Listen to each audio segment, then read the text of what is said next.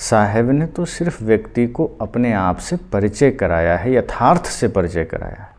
उन्होंने तो सिर्फ इतना कहा है कि मानव मानव समान है। उन्होंने इतना कहा है कि इंसान ही अपने पवित्र कर्मों से भगवान बन सकता है। अब इन्हीं बातों में उन्होंने उन पोंगा पंडितों से, उन मौलवियों से, उन औलियों से, उन पीरों से, उन काजियों से चर्चा किया। उनसे उन्होंने प्रश्न पूछा कि जो तुम हवाई बात करते हो बादशाह के बारे में, अर्थात खुदा के बारे में, अपने पीर पैगंबर के बारे में, क्या तुमने उन्हें देखा है? और क्या कोई ऐसा खुदा है जो दुनिया का अहित चाहेगा? कोई ऐसा भगवान है जो किसी का अहित चाहेगा, किसी जीव की हिंसा चाहेगा? उनके नाम पर जो तुम लोगों को वर्गला रहे हो, उनके नाम पर जो तुम लोगों को एक संप्रदाय विशेष का टिकट बांट रहे हो कि यहीं तुम्हें जन्नत मिलेगा, यहीं तुम्हें स्वर्ग मिलेगा, क्या ये तुम्हें स्वयं खुदा ने आकर कहा? और यदि खुदा या भगवान इस धरती पर है तो प्रमाण क्या है? इतने सारे विसंगतियों को देखते हुए, इतनी सारी समस्याओं को देखते हुए इस जगत में कभी खुदा या भगवान आकर के क्यों इन समस्याओं को दूर नहीं किया? क्यों अपना परिचय नहीं दिया? क्यों आदमी उनके नाम पर लड़ मर रहा है? उसमें भी जब ये कहा जाता है कि राम एक ही हैं, रहीम एक ही हैं, खुदा एक ही हैं, ईश्वर एक ही हैं, तो वो एक हैं ये हम कह रहे हैं और फिर भी हम मान नहीं रहे हैं। लेकिन ये एक हम हैं, ये खुद खुदा ने क्यों नहीं आकर कहा? भगवान ने आकर क्यों नहीं कहा कि हाँ हम सब एक ही हैं, तुम लोग लड़ो मत, ये मंदिर भी मेरा है, ये मस्जिद भी मेरा है, जीव हत्या मत करो? तो बहुत सी बातें हैं। तो लोगों ने कमेंट किया कि कबीर तो मुल्ला है। अब ऐसा कमेंट स्वाभाविक है, कोई हिंदू ही किया होगा। और किसी ने कहा कबीर तो ब्राह्मणवाद को बढ़ावा देता है। तो बिना समझे बिना जाने सदगुरु कबीर को कुछ भी अनाप शनाप लोग बोलते हैं। सदगुरु कबीर ने सिर्फ सत्य को बढ़ावा दिया है, सदगुरु कबीर ने सिर्फ प्रेम को बढ़ावा दिया है, सतगुरु कबीर ने सिर्फ अहिंसा को बढ़ावा दिया है, मानवता को बढ़ावा दिया। इसके अलावा जितने भी पाखंड हैं, चाहे वो किसी के संप्रदाय में हो, किसी के नाम पर हो, उसको उन्होंने नष्ट किया है। एक सज्जन ने लिखा कि आप हिंदू को संप्रदाय मत कहिए, वो धर्म है। मैं पूछना चाहता हूँ, पहली बात तो हिंदू शब्द ही बहुत पुराना नहीं है। 2-2,500 साल पहले से हिंदू की शुरुआत हुई। चूँकि सिंधु नदी के किनारे बसने वाले को उधर के लोगों ने सिंध को हिंद कहा और हिंद में रहने वाले हिंदू कहलाए। इससे ज़्यादा इसका कोई अर्थ नहीं। हाँ, हम इसको तार्किक अर्थ करते हैं, लॉजिकल कुछ अर्थ करते हैं कि जो हिंसा से दूर है वो हिंदू है। अब इसके मूल में जाएंगे, वहाँ सनातन है और सनातन पर हमने बहुत ही गहराई से विचार रखा है। सनातन का अर्थ ही है जो सत्य है, जो मिट नहीं सकता, जो अपरिवर्तनशील है। तो उसमें किसी संप्रदाय का जरूरत कहाँ है? वो तो स्वाभाविक धर्म है, वो तो नेचर है, वो तो इस सृष्टि का आधार है। और जो उसका पालन करता है वो सब सनातनी है। जो उसका पालन नहीं करता है, झंडा में सनातन लिख करके अगर सिर्फ झंडा उठा रखा है तो वो नहीं है सनातनी। तो सदगुरु कबीर के बारे में बहुत से लोगों ने अपनी राय दिया। किसी ने कहा कि वो काफिर था, किसी मुसलमान ने लिखा वो काफिर था। स्वाभाविक है, तुम्हारे कुरान को नहीं मानते, वो तुम्हारे बनाए हुए दक्किया नूसी विचारों को नहीं मानते, वो काफिर होंगे। वो शुद्ध मानवतावादी विचारों के वो नायक हैं और मानव को एक करने के लिए वो निरंतर प्रयासरत रहे। उन्होंने व्यक्ति को जाति से छोटा बड़ा नहीं माना, संप्रदाय से छोटा बड़ा नहीं माना। सदगुरु कबीर ने व्यक्ति को कर्म से छोटा बड़ा माना। तो कुछ मुसलमान कहते हैं वो काफिर था, उन्हें कुरान या अल्लाह के बारे में कुछ भी पता नहीं है। भाई, उनका तो लालन पालन ही मुस्लिम परिवार में हुआ। और तुम तो आज के मुसलमान हो। सदगुरु कबीर तो 500 साल पहले जब मुग़लों का शासन था तब मुस्लिम घर में पाले गए। तुमसे ज़्यादा ज्ञान उनको है मुसलमान के बारे में, तुमसे ज़्यादा ज्ञान है उनको हिंदू समाज और संप्रदाय के बारे में। कुछ ब्राह्मण कहते हैं कबीर को कुछ भी शास्त्रों का ज्ञान नहीं। पर सदगुरु कबीर की वानियाँ जब पढ़ेंगे तो दिन में तारे झांकने लगते हैं पंडित लोग, तथाकथित पोंगा पंडित लोग, ज्ञानी पंडित नहीं। क्योंकि ज्ञानी जो हैं वो समझते हैं सत्य क्या है, सत्य क्या है। क्योंकि जो ज्ञानी है उन्हें ये पता है कि कोई भी माँ के पेट से ऊंचा बनकर नहीं आता है, कोई भी माँ के पेट से दुष्ट बनकर नहीं आता है। और यही विचार सदगुरु कबीर का रहा है।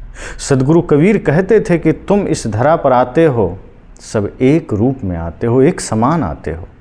यहाँ आकर के कर्म के आधार पर व्यक्ति कोई ऊंचा बन जाता है, कोई नीचा बन जाता है। सदगुरु कबीर ने जाति को आधार नहीं माना, कर्म को आधार माना। तो कुछ लोग उनको कहते हैं कि ये कुछ नहीं जानता, कुछ लोग कहते हैं काफिर है, कुछ लोग कहते हैं ये मुस्लिम है, कुछ लोग कहते हैं ये भूतपूर्व मुस्लिम है। तो बहुत सारे उल्टे सीधे कमेंट आए और कुछ लोगों ने सलाह दिया कि आप पहले कुरान पढ़ें। भाई मुझे कुरान पढ़ने की आवश्यकता नहीं, अगर दो चार कुछ भी अच्छी बातें हैं धन्यवाद है। मैं चाहता हूँ कि कुरान की अच्छाई समाज में आवे, लेकिन जो देखने में आ रहा है, जो समाज में आ रहा है कि हिंसा, जीव के नाम, भगवान के नाम पर, खुदा के नाम पर हिंसा हो रही है, क्या पढ़ें कुरान को? अगर प्रेम का माहौल बन जाए, जितने इस्लामिक कंट्री हैं, अगर वहाँ प्रेम, अमन, चैन बहाल हो जाए तो मैं मान लूँ कि वहाँ अशांति नहीं है। आप पहले अपने घर में शांति तो शुरू करिए। आए दिन खुदा के बारे में किसी ने कह दिया, तुम तलवार लेकर खड़े हो जाते हो। ऐसा लगता है इससे खुदा बेचारा कुछ नहीं कर सकता, तुम उसके लिए खड़े हो। अरे भाई, तो खुदा को निपट लेने दो ना। अगर किसी ने कुछ उंगली उठा दिया कि सूरज में गर्मी नहीं है, तो सूरज तो गर्मी दे के बता रहा है कि हम मुझ में गर्मी नहीं है, अब तुम क्यों परेशान हो रहे हो? किसी ने कह दिया हवा में कुछ नहीं है, फिर तुम क्यों गुस्सा होते हो? खुदा को अपना परिचय देने दो, और वो खुदा उसका भी तो है। तुम कहते हो कि सब खुदा के हैं, खुदा का सब है, फिर तुम किस अधिकार से दूसरे पर तलवार उठाते हो? क्या तुम ही सिर्फ खुदा के हो, या क्या तुम ही सिर्फ ईश्वर के हो? अगर किसी ने ईश्वर को गाली दिया तो ईश्वर के पास वो बातें गई होगी, वो समझेगा। तुम धन्यवाद दो कि चलो किसी रूप में तुम ईश्वर को गाली तो दिया, तुमने खुदा को गाली तो दिया, ठीक है, खुदा निपट लेंगे, तुम्हें सद्बुद्धि देंगे। तुम प्रार्थना करो खुदा से कि इन्हें सद्बुद्धि दो। तो तुम तलवार लेकर खड़े हो जाते, जैसे खुदा ने तुम्हें एजेंट बना के रखा है, या भगवान ने तुम्हें एजेंट बना के रखा है कि भगवान खतरे में, खुदा खतरे में। अरे भाई, खुदा, भगवान, इस्लाम खतरे में कैसे हो सकता है? इंसानियत खतरे में आ जाता है। आपके इस तरह करने से इंसानियत, मानवता खतरे में आ जाती है। इसलिए सदगुरु कबीर साफ करते हैं कि खुदा और भगवान में अगर कोई भेद नहीं है तो ये परिचय वो खुद क्यों नहीं दे देते? आपको क्यों झगड़ना पड़ता है? आपको क्यों लड़ना पड़ता है? खुदा के नाम पर आप रक्त क्यों बहाते हैं? यदि इस्लाम में कोई गड़बड़ी नहीं है तो जो कुरीतियाँ हैं आप उसे खुद सही कर दीजिए। कुरान में आए हुए समस्याओं का समाधान करिए। अगर कोई शास्त्र में कुछ गड़बड़ियां हैं तो उसको ठीक करिए। समय के साथ अगर वो परिवेश में फिट नहीं बैठ रहा है उसको सही करिए। और ये सोचिए कि जो हमारे ऋषियों का विचार रहा है वसुधैव कुटुंबकम, उसका पालन कीजिए। क्योंकि वसुधैव कुटुंबकम तो तभी बनेगा जब हम अपने अपने निजी स्वार्थों से, निजी हितों से ऊपर उठ करके हम मानव हित में आएंगे, जब हम समाज हित में आएंगे, वैश्विक हित में आएंगे। अभी तो हमारा कुरान बढ़िया है तो हमारा अल्लाह सब कुछ है, तुम्हारा कुछ नहीं है, तुम नहीं मानोगे तो तुम्हारा गला काट देंगे। तो कोई प्यार से समझा तो ठीक है, नहीं तो तलवार से समझाया। तो ऐसे अगर करेंगे और कहेंगे कि आप इस्लाम पर उंगली उठाते, तो उंगली नहीं उठा रहे हैं। ना हम हिंदू को धर्म कहते हैं, न इस्लाम को धर्म कहते हैं, दोनों संप्रदाय हैं। हाँ, सनातन धर्म है, चूँकि सनातन कोई व्यक्ति विशेष नहीं है, सनातन किसी कालखंड में नहीं है, वो समस्त जीवन दर्शन है, नेचर है, प्रकृति है, वो हमारा स्वभाव है। वो यूँ कह लें कि ना उसका जन्म है ना उसका अंत है, वो सदा से है, सृष्टि के साथ है। जो भी सत्य है वो सब सनातन है, जो भी पवित्र है वो सनातन है, प्रेम है वो सनातन है, सत्य, अहिंसा, करुणा, दया, क्षमाशील, सारे सद्गुण सनातन हैं, और जो उसको धारण करता है वो सनातनी है। तो सदगुरु कबीर अगर किसी चीज़ का खंडन करते हैं तो वो बाद में आई हुई विकृतियों का खंडन करते हैं, बाद में आई हुई कृतियों का खंडन करते हैं। वो चाहे इस्लाम में हो चाहे हिंदू में हो। अब दोनों को स्वीकारना चाहिए, लेकिन अपने अपने घमंड में कि हमारा खुदा गलत हो सकता है। अरे भाई, खुदा गलत नहीं, भगवान भी गलत नहीं, गलत है उसके एजेंट जो बीच में गड़बड़ी कर रखा है, मस्जिदें बना करके या मंदिर बना करके।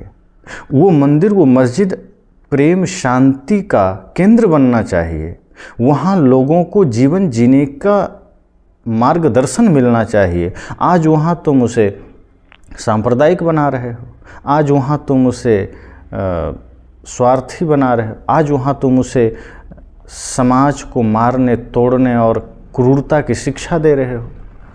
अब वो मंदिर और मस्जिद में प्रेम के ध्वनि कहाँ सुनाई देते हैं? तो इसलिए हम सबको सोचना चाहिए। फिर भी कोई ज़रूरी नहीं है कि सारी बातें सबको समझ में आ जाए।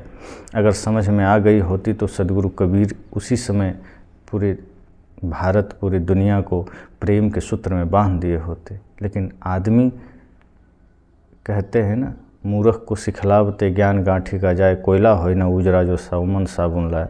तो कुछ ऐसी प्रवृत्तियां होती है जो कितना भी ज्ञान दिया जाए वो समझेंगे नहीं। मानव मानव का दुश्मन बना है, मानव का सबसे बड़ा शत्रु बना है। इंसानियत का शत्रु अगर हम हैं तो हम चाहे कुरान पढ़ें चाहे पुराण पढ़ें, क्या मतलब है, क्या फ़र्क पड़ेगा हमारे जीवन में? इसलिए हम सबको इस पर विचार करना है। विशेष चर्चा पुनः होगी, अभी इतना है।